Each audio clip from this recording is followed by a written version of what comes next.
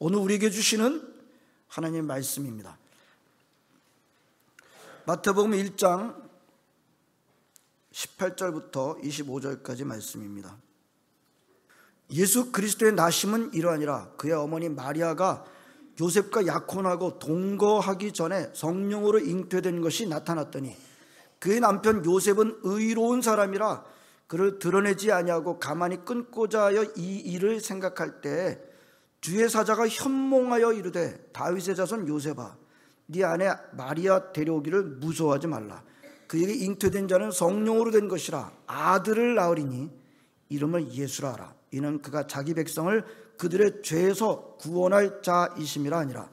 이 모든 일이 된 것은 주께서 선지자로 하신 말씀을 이루려 하심이니 이르시되 보라 처녀가 잉태하여 아들을 낳을 것이요 그의 이름은 임마누엘이라 하리라 하셨으니 이를 번역한즉 하나님이 우리와 함께 계시다 함이라.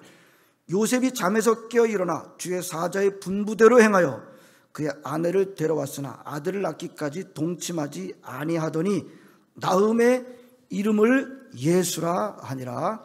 아멘.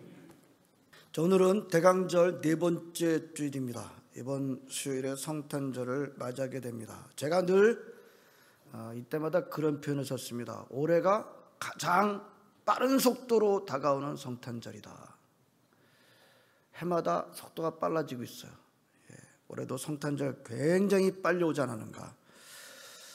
하지만 이제 호주에 살고 있는 저와 여러분들은 한편으로 무거운 마음으로 성탄절을 맞이하고 있습니다. 지금 우리에게 일어나고 있는 산불 때문입니다. 산불이 아직 그렇게 잘 잡히지 않고 있습니다. 그전에도 있었습니다만 올해 같은 일은 참 적다, 참 본 적이 없다, 그런 말들을 많이 하고 있습니다. 이제 날씨 패턴이 굉장히 좀 희한해요. 그죠? 한 40도 넘은 날이 한 이틀 되다가 또 비가 내리고 뭐 그래야 되는데 40도만 넘었다면 그 다음 이제 오후서부터 막 기온이 내려가서 20도대로 내려가고, 그게 벌써 몇 번째인지 몰라요. 40도로 올라갔다가 내려오고, 그게 날씨가 좀 선선해지고 비는 안 오고, 희한한 날씨 패턴이 반복되고 있습니다. 이런 때 가장 좋은 방법은 이 모든 일을 주관하시는 분이 하나님이신데 우리 자신을 좀 돌아보는 기회로 삼는 것입니다. 호주가 회개하라 뭐 이렇게 기도하는 것도 좋습니다만 우리가 내가 회개하는 것, 그것이 바로 우리가 또 기도할 일이 아닌가. 계속해서 우리 기도하시기를 바랍니다. 지난 11월 달에 저와 저희 아내가 컴패션 주간으로 필리핀 마닐라를 다녀왔었다는 것을 말씀을 드렸습니다. 저희 팀이 사역을 다 마치고 난 다음에 호주로 바로 돌아오기 전에 마지막 일정으로 필리핀의 수도였던 마닐라에 있는 마닐라 성당을 방문했습니다. 여러분 아시는 대로 필리핀은 오랫동안 스페인의 식민지로 있었습니다. 가톨릭 국가의 식민지로 있다 보니까 지금도 인구의 80% 이상이 가톨릭 신자로 되어 있습니다. 자, 그래서 참 오랜 역사가 있는 마닐라 성당을 이제 방문하게 되는데요. 제가 보니까 성당이 다 같은 성당이 아니더라고요. 이렇게 교황이 와서 미사를 집전한 성당은 급이 달라요. 이제 이게 상당히 그 교황이 와서 미사를 집전한 성당은 그렇지 않은 성당하고 다르게 대하는 것을 보았습니다. 근데 마닐라 성당이 바로 그런 성당입니다. 교황이 와서 직접 미사를 집전했던 그런 성당 가운데 하나였습니다. 성당에 들어가니 일반 성당이 그러듯이 좌우에 여러 상들이 있었습니다. 왼쪽에 마리아 상이 있었고 오른쪽에는 베드로 상이 있었는데 아시는 대로 베드로가 열쇠를 딱 갖고 있는 그런 상으로 있는 것을 보았습니다. 자, 그러면서 정면으로 점점 나아가 보는데요. 그 성당의 가장 정면, 여러분 성당의 건물이 십자가 모양으로 되어 있는 걸 대체적으로 아실 겁니다. 네. 뒤쪽에서 들어가서 그래서 성당의 가장 정면, 가장 깊은 곳, 가장 가운데 거기가 이제 또 가장 중요하게 여기지 않습니까? 가톨릭은 거기에 조명이 쫙 비치면서 거기에도 무슨 상이 하나 서 있습니다. 가톨릭은 이제 바로 그런 자리에 성찬대가 있고 성찬대 위치가 좀 높게 돼 있죠. 자, 아무튼 그 가장 깊은 곳, 가장 정중앙에, 그리고 조명을 받는 곳에 상이 하나 또 서 있는데, 우리 개신교도들은 바로 그 가장 깊은 곳 중앙에 무슨 상이 서 있다라고 하는 것에 대해서 우리 개신교도들은 굉장히 전혀 안 맞는다, 불편하다, 그렇게 생각합니다만, 혹시라도 만약에 그 가장 깊은 곳, 가장 중앙에 상이 서 있다고 한다면 그 상은 누가 서 있어야 된다고 생각을 합니까? 예수님이 서 있어야 된다라고 보통 생각할 겁니다. 만약에 서 있다고 한다면. 아무리 봐도 그 상을 제가 요리조리 쳐다봐도 예수님 상 같지가 않아요. 왜? 머리가 길어요. 긴 머리입니다. 그래서 그 당시 예수님도 머리는 기우셨지 라고 생각하면서 이렇게 보는데, 아무리 봐도 마리아 같았어요. 우리끼리 서로 갑론을박했습니다. 예수님이다, 아니다, 어떻게 마리아가 저기 서 있을 수가 있는가? 거기서 또 바닥을 또 청소하시는 분이 계셔가지고 물었습니다. 그 바닥을 청소하시는 분이 마리아라고 그러는 거예요. 여기 서 있는 그 상하고 저 상은 같은 상이라는 거예요. 예측은 했지만 상당히 충격적이었습니다. 그래도 확인했어요. 집에 와서 인터넷을 찾아가지고 이 마닐라 성당 맨 앞에 있는 상이 무슨 상인가 그랬더니 역시 마리아 상이었던 겁니다. 일반적으로 카톨릭은 마리아를 존중하지만 숭배하지는 않는다고 합니다. 그러나 제가 마닐라 성당에서 그것을 보는 순간 그런 주장은 변명이 아니지 않을까, 변명같이 여기지 않을 수가 없었습니다. 가장 깊은 곳, 가장 정면에, 가장 중앙에 마리아 상을 갖다 놓고 거기에 조명을 비추고 있는 게 어떻게 숭배가 아니라고 할 수 있겠는가? 예수님은 어디 가셨을까? 그랬더니 그 가장 조명받는 곳이 아닌 바로 옆에 예수님이 여전히 십자가에 매달리는 상으로 거기 있는 것을 제가 보았습니다.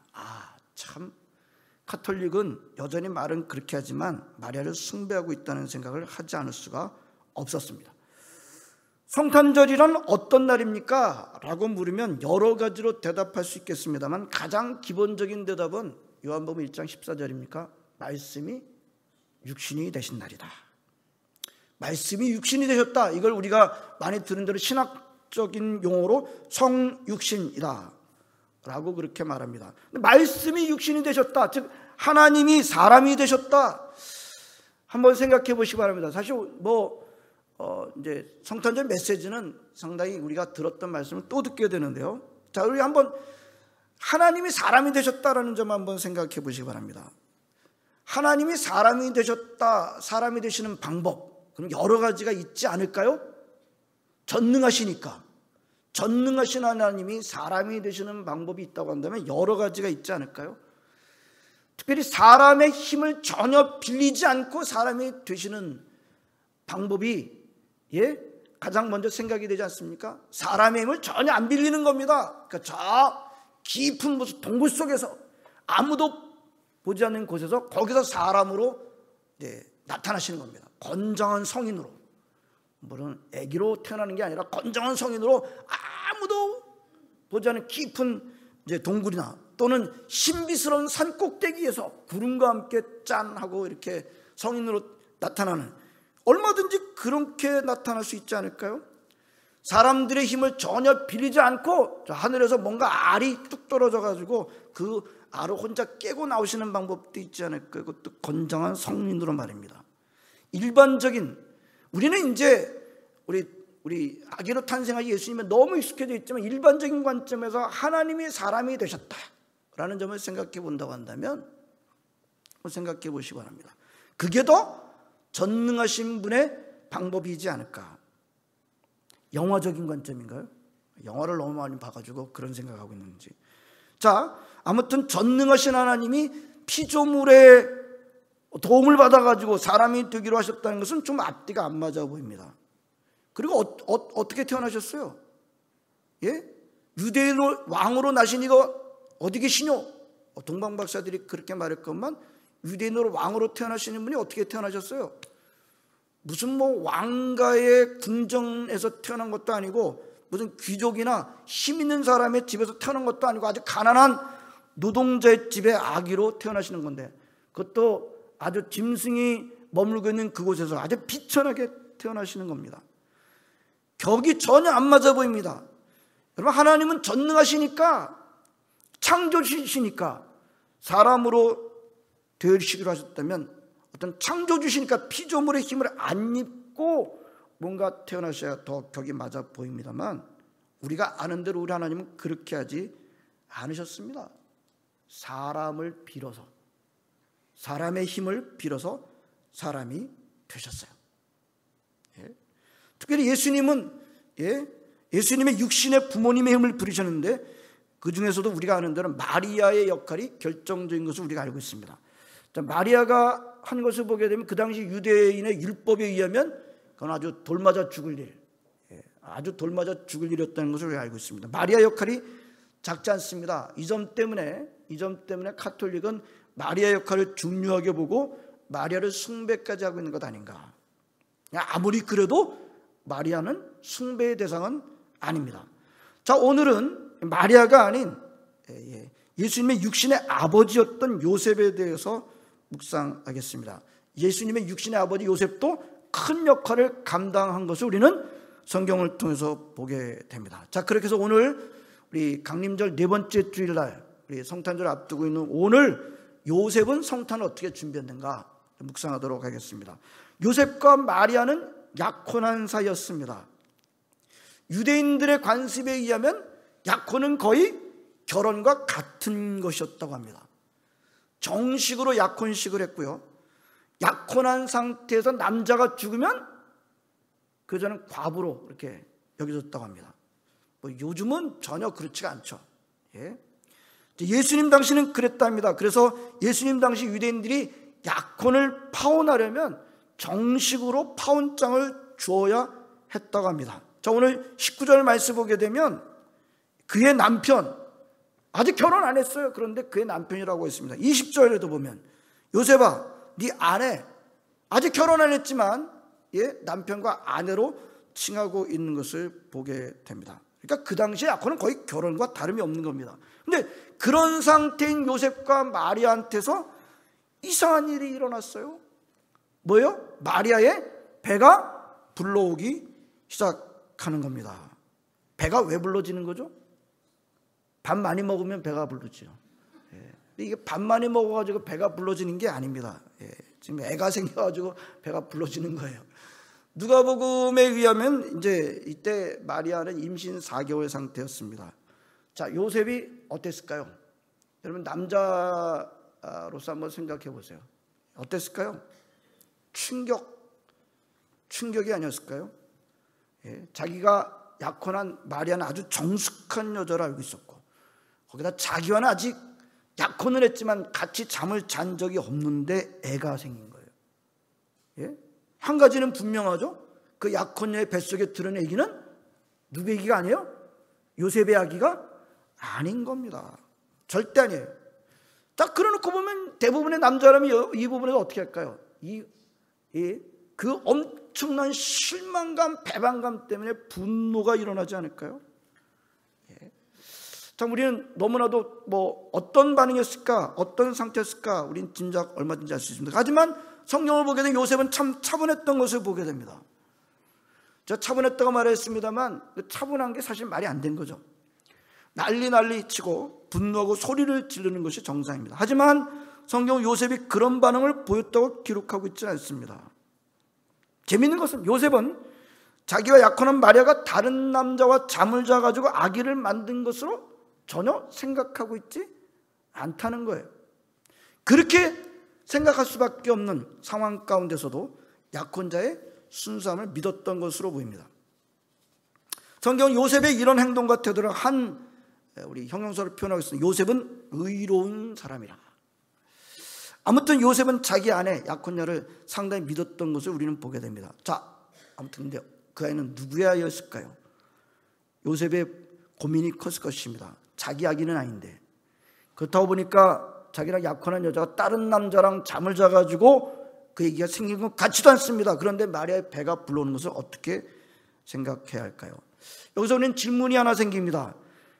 천사가 마리아한테 나타나가지고 네가 성령으로 아기를 갖게 될 것이다, 메시아를 갖게 될 것이다 라고 마리아한테 미리 알려줬습니다. 근데 그 얘기를 마리아가 요셉한테 했을까요, 안 했을까요? 문제는 성경은 그걸 이제 기록하지 않고 있기 때문에 잘 모르겠습니다만 그 내용은 사실 마태복음에는 없고 누가복음에만 있습니다. 근데 만약에 마리아가 요셉한테 말을 했더라도 요셉이 그거를 이해할 수 있을까요? 예? 쉽지 않았을 것입니다. 여러분 기독교의 그 가장 이제 중요한 내용 가운데 예수님의 동정녀 탄생은 아주 굉장히 중요합니다. 양보할 수 없는 굉장히 중요한 것입니다. 하지만 세상에 많은 사람들이 믿지 않습니다. 무슬림은 예수님의 동정녀 탄생 인정하지 않습니다. 그리고 소위 그 세상에서 똑똑하다고 하는 사람들, 아주 지성인이라고 하는 사람들이 제일 기독교를 이제 보고 비아냥거리는 그런 거리가 뭐냐면 이제 예수님의 동정녀 탄생입니다. 어떻게 남자 없이 여자가 혼자서 애를 가져? 말도 안 된다. 과학적으로 도저히 말도 안 된다라고 비난하고 조소하고 있는 게 바로 동정녀 탄생입니다. 그런 더 본다면 일반적으로 마리아가 말했다 할지라도 요셉이 이해하기는 쉽지는 않았을 것입니다. 자, 요셉이 고민합니다. 거기 보면 뭐라고 돼 있어요? 20절에 이 일을 생각할 때 이것은 그냥 생각하는 것이 아니라 굉장히 깊게 생각하는 것, 깊게 생각을 합니다. 그러다 해결 방법을 찾아냅니다. 어떻게 하라고 했어요? 19절에 그를 드러내지 아니하고 가만히 끊고자 하여 이 일을 생각할 때 그 문제를 전혀 드러내지 않고 공개하지 않고 조용하게 어떻게 하기로 한 거예요? 파혼을 하기로 한 것입니다. 누구를 위한 거예요? 자기를 위한 것이라기보다 마리아를 위해서 했던 것을 우리는 보게 됩니다. 성경은 그래서 요셉은 참 의로운 사람이다 라고 하고 있는 것을 보게 됩니다. 그 남편 요셉은 의로운 사람이라 그를 드러내지 않냐고 가만히 끊고자 해요. 자, 요셉이 멋진 남자예요. 그렇지 않나요? 요셉이 참 멋진 남자예요. 도저히 있을 수 없는 사건이 일어나는데 그 문제를 어떻게 하는 거예요? 자기가 사랑하는 약혼자한테 피해가 가지 않도록 어떻게 해서든지 그 마리아를 자기 약혼자를 보호하는 방법으로 문제를 해결하려고 했던 것을 보게 됩니다. 참 멋진 남자 아닙니까? 이런 남자 맞나요? 드물지 않나요? 제가 좀 마음이 찔립니다. 사람들이 문제가 생기면 어떻게 해요? 다른 사람 비난하고 다른 사람한테 책임을 전가하려고 그러는데 요셉은 문제를 일으키고 있는 마리아를 희생시키지 않고 어떻게 해서든지 마리아를 보호하는 길을 택하고 있었던 것입니다. 여러분들 많은 남자들이 꼭 그렇게 아내를 보호하거나 그럴 거라고 생각하십니다만 안 그럴 수도 있죠. 동의 안 하세요? 누가 제일 먼저 그랬어요? 아담이 그랬잖아요. 아담이. 왜 여러분들 모르시는 것처럼 아담이 그랬잖아요. 아담이 어떻게 했습니까? 아담이 어떻게 해서 죄를 져놓고 누구한테 그걸 책임을 전가했던가요? 하나님께서 나한테 주신 저 여자가 그 앞에 부분에 뭐라 했어요? 뼈 중에 뼈, 살 중에 살이라고 아주 막 극찬을 하면서 갑자기 시인이 된 그가 죄를 짓고 난 다음에 누구한테 떠넘기고 있어요? 하나님께서 나한테 주신 저 여자, 하나님과 아주 그냥 아내를 몽땅 모아가지고 비난했던 것. 그런 면에서 보면 이 요셉은 굉장히 훌륭한 남자였던 것을 보게 됩니다. 그만큼 요셉이 또 마리아를 깊게 사랑하고 있었다 것을 알게 해주는 대목이라고 할 수 있습니다. 자, 그런데요, 오늘 성경에 말씀하는 바는 그 방법이 마리아를 위해서 요셉이 할 수 있는 참 좋은 방법이었습니다. 근데 문제는 뭐예요? 그게 하나님이 원하시는 방법은 아니었다는 겁니다. 좋은 방법입니다. 훌륭한 생각이에요. 하지만 그것을 하나님께서 기뻐하시는 방법은 아니었습니다. 여러분, 요셉의 계획대로 파혼을 했다면 어떻게 됐을까요? 만약입니다. 전적으로 요셉의 계획대로 파혼을 했다면 마리아는 어떻게 합니까? 혼자서 예수님을 낳게 됩니다. 그렇게 되면 무슨 문제가 생기나요? 예수님이 다윗의 혈통에서 난다는 것이 이루어지지 않습니다. 성경은 예수님이 육신적 혈통이 다윗의 혈통이다라고 말씀하고 있는데 요셉과 결별하게 되면 뭡니까? 예수님은 다윗의 혈통과 관계가 없는 겁니다. 그래서 사생아가 되고 마는 겁니다. 자, 예수님은 혈통적으로 다윗의 혈통에서 태어난다고 하는 것이 성경의 예언이고 하나님의 섭리였습니다. 그러나 요셉이 마리아한테 피해를 주지 않겠다 조용히 파혼했던 것이 참 잘한 일이겠습니다만 하나님 편에서는 전혀 그렇지가 않은 것입니다. 앞에서 우리가 묵상한 대로 하나님 사람의 몸을 빌어서 육신이 되기로 하셨는데 그것은 마리아만을 위해서, 마리아만을 통해서 태어나신 것이 아니라 요셉과 마리아라고 하는 커플을 통해서 메시아를 태어나게 하셨던 것입니다. 마리아 혼자서가 아니라 메시아는 성령의 잉태입니다만 혈통적으로는 다윗의 후손이어야 했던 것입니다. 즉 요셉이 예수님의 육신적인 아버지가 되었던 것입니다. 자, 요셉이 이 정말 마리아를 보호하려는 생각으로 그런 생각을 가지고 있을 때, 그를 깨려고 했을 때, 조용히 드러내지 않고 깨려고 했을 때 다윗의 자손 요셉아 네 안에 마리아 데려오기를 무서워하지 말라. 그에게 잉태된 자는 성령으로 된 것이라. 아들을 낳으리니 그 이름을 예수라 하라. 이는 그가 자기 백성을 그들의 죄에서 구원할 자이심이라 라고 그렇게 말씀하는데 요셉이 24절에 뭐라 그래요? 잠에서 깨어 일어나 주의 사자의 분부대로. 이게 중요해요. 24절에 보면 주의 사자의 분부대로, 자기가 하는 계획이 어떻게 가장 좋은 계획이었어요. 가장 멋진, 자기가 쓰는 최고의 계획이었는지 몰라요. 하지만 요셉은 어떻게 합니까?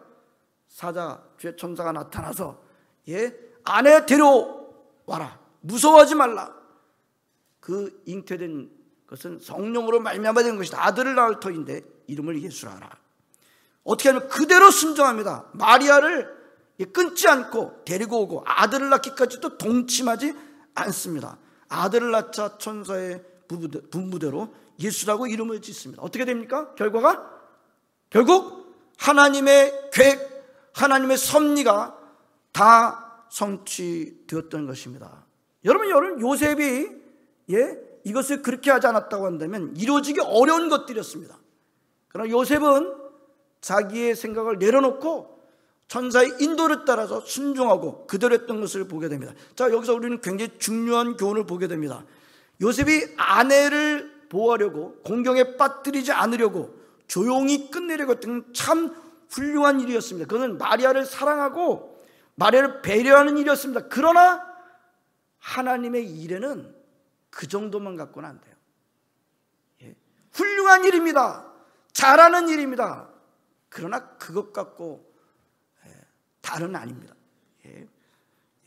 그것이 중요하지 않다, 상대방을 배려하는 마음이 잘못됐다, 그런 뜻이 아닙니다. 더 중요한 게 뭡니까? 성령님의 인도에 순종해야 한다는 것입니다. 마리아에게 피해 주지 않으려고 한 것은 참 훌륭한 일이지만 그러나 그 문제에 대해서 성령님의 인도를 따른 것은 더 훌륭한 일이었던 것입니다. 예수님의 육신의 아버지 요셉은 그런 점에서 훌륭했고 예수님의 탄생은 그런 요셉의 준비를 통해서 이루어졌던 것을 보게 됩니다. 자, 오늘 우리 간단하게 우리 성탄 준비 어떻게 하는 걸까요? 오늘 요셉의 경우를 통해서 성탄 준비는 어떻게 하는 걸까요? 우리 좀 거리가 멀어 보입니다만 간단해요. 성령님의 인도를 잘 따르는 게 바로 성탄 준비라고 할 수가 있습니다. 우리 생각, 우리가 이게 최선이다라고 중요해요. 그것도 있습니다. 그러나 그것보다 더 중요하게 여기는, 더 먼저라고 하라고 하시는 성령님의 인도를 따르는 일이야말로 더 중요한 성탄 준비가 될 것입니다. 특별히 우리 요한계시록 우리 계속 큐티에서 우리 묵상했습니다만 예수님 다시 오시는 것도 어떻게 우리가 준비할 수 있습니까? 이제 요셉은 그 성탄을 그렇게 준비해서 예수님 다시 오시는 것도 우리가 어떻게 준비할 수 있어요? 바로 성령님의 인도를 잘 순종하는 게 가장 좋은 준비입니다. 우리의 생각에 다른 사람을 배려하지 말라는 뜻은 아니라고 했어요. 다른 사람을 배려하는 것도 중요합니다만 더 중요한 것은 성령님의 인도를 잘 따르는 것이야말로 요셉이 준비한 가장 좋은 성탄 준비였던 것처럼 저와 여러분들이 다시 오실 예수님을 맞이하는 가장 좋은 준비가 될 것입니다. 자, 오늘 이 성탄을 우리가 참 보면서 요셉이 준비한 이 성탄, 우리 가장 나로서 할 수 있는 최선의 방법이었다 할지라도 그러나 그것을 넘어서서 하나님께서 인도를 주실 때 내 생각을 내려놓고 우리 성령님 인도를 따르실 수 있는 저 여러분들 다 되시기를 진심으로 바랍니다. 기도하시겠습니다. 하나님 감사드립니다. 오늘도 주님의 전에 나와 주님께 함께 예배드릴 수 있도록 인도해 주심을 감사드립니다. 하나님 아버지, 요셉이 마리아를 보호하려고 했던 것, 드러내지 않고 가만히 끊고자 했던 것 훌륭한 일이었습니다. 그러나 하나님 아버지, 우리 하나님께서는 그것이 훌륭하지만 더 훌륭한 일은 하나님 아버지 정말 하나님의 말씀을 순종하는 것이었음을 말씀해 주고 있습니다. 우리 신영락교회 모든 성도들 하나님 아버지 정말 요셉 같은 마음, 그러나 그것을 넘어서서 주시는 성령님의 인도에 더 민감하게 응답할 수 있는 저희들 되도록 인도해 주시기 원하고, 이것이 하나님의 마음을 기쁘게 하는 하나님 아버지 모든 일들 되도록 인도해 주시기 원합니다. 주께서 함께해 주실 줄을 믿습니다. 감사드립니다. 예수님의 이름으로 기도합니다. 아멘.